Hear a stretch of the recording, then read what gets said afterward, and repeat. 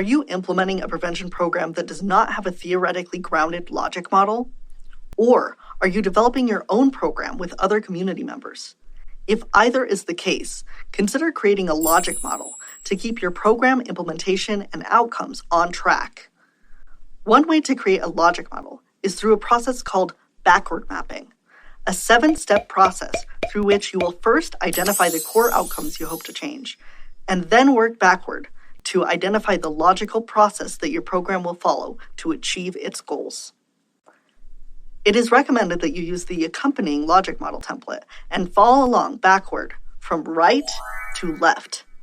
There are also several other resources linked to support you with this process.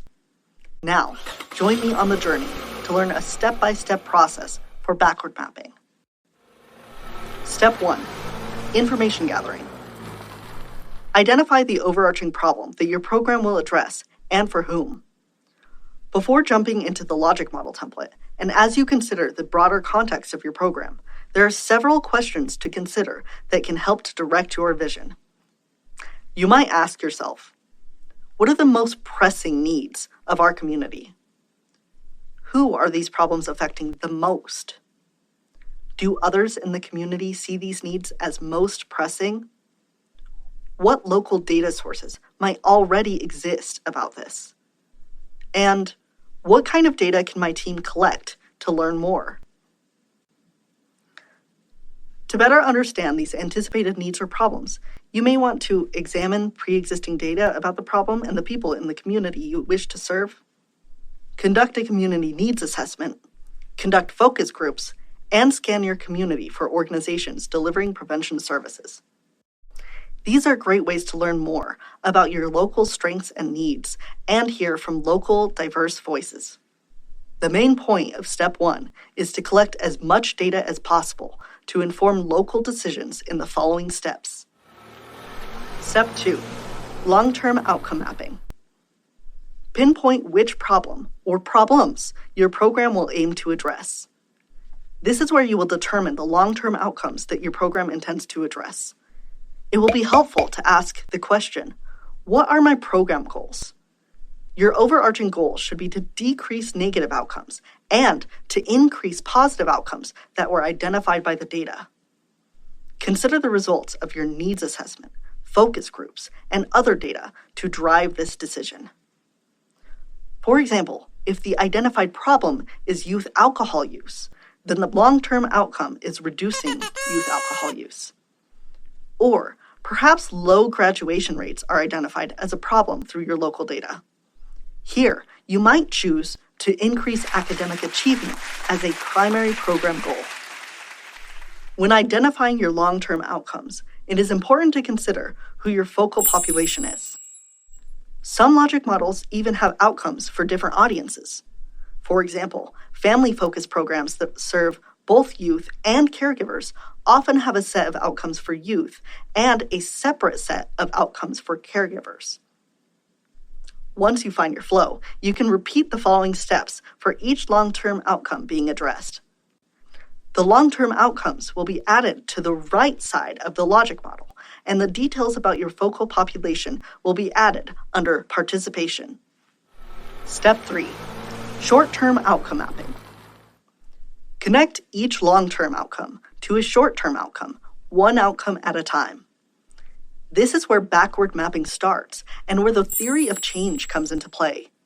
A theory of change tells us why prevention program activities, services, events, and products should affect the desired outcomes. During this step, it will be helpful to have some knowledge of the risk and protective factors that will be targeted by your program to affect long-term outcomes. You can refer to our resource list to learn more. In this step, it can be helpful to use if-then logic to ask questions related to what short-term outcomes are directly related to the long-term outcomes that you are trying to address. The basic structure of these if-then questions is, if my program reduces the impact of short-term outcome X, then the amount of long-term problem Y in my focal population will decrease. For example, caregivers' ability to set appropriate expectations and boundaries for their adolescent children has been demonstrated to be a protective factor for adolescent alcohol use. In this example, the long-term outcome is to either delay alcohol use initiation or decrease current rates of adolescent alcohol use. The corresponding if-then statement would be, if my program increases caregivers' ability to set appropriate expectations, then it will decrease adolescent alcohol use. Here's some other important things to think about during this step. First, focusing on risk and protective factors that predict several outcomes can be an efficient way for your program to affect more than one outcome. Second, identify short and long-term outcomes that can be measured with high-quality assessments.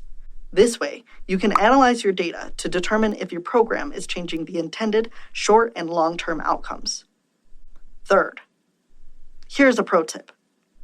Theories of change help you select those short-term outcomes that, in turn, affect long-term outcomes. It is best practice to use research-based theories of change to guide the selection of short and long-term outcomes, and ultimately structure your logic model. We have provided a list of common theory of change examples in our linked resource list, as it can be difficult or time-consuming to access them. You can also consider connecting with prevention researchers who may be willing to assist your team. To finish this step, be sure to add your short-term outcomes to the right side of your logic model. Step 4. Output mapping. Using if-then logic, connect short-term outcomes to specific outputs that are needed to move the dial on the suggested risk or protective factors. This is where you will build your program's core components and activities. Consider what research and practice say are the approaches that most effectively change the identified short-term outcomes. Referring to our previous example of increasing caregivers' skills to set appropriate expectations and boundaries to prevent youth alcohol misuse. Ask yourself, what activities will this program incorporate to build such skills?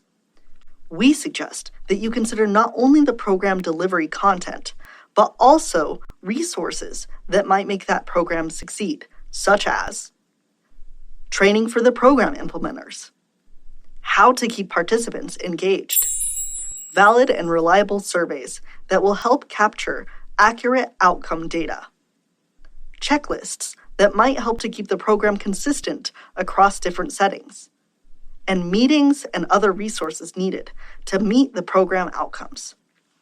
To complete this step, be sure to add your activities to the middle of your logic model as your outputs. Step 5. Input mapping. Connect the outputs to the inputs by asking, what resources are needed to deploy the outputs or activities? Resources will include time and money, and they might include areas such as staff skills, volunteer capacity, space, program materials, recruitment strategies, program planning, and more. When thinking about resources, it's important to keep the participants in mind. You might even have representative voices during planning to better understand how to reach the intended participants or subgroups of participants. To complete this step, be sure to add your inputs to the left side of your logic model. Step 6. Refine. Review your program's new logic model, now left to right, to ensure you have specified a direct path from your resources through your long-term outcomes, and make edits to simplify or clarify as needed. You might reach out to other teams or individuals not involved, perhaps those who are familiar with logic models already, to read it over and ensure that the step-by-step logic makes sense. Generally, it can be helpful to include diverse perspectives when developing something new. Step 7. Celebrate. Congratulations! It takes a lot of work to build a logic model. Take time to recognize this accomplishment. And that's it. Although a lot of background theory and research goes into developing a logic model, This is a worthwhile tool that will help to keep your program on track and can help communicate your program process and outcomes to diverse partners.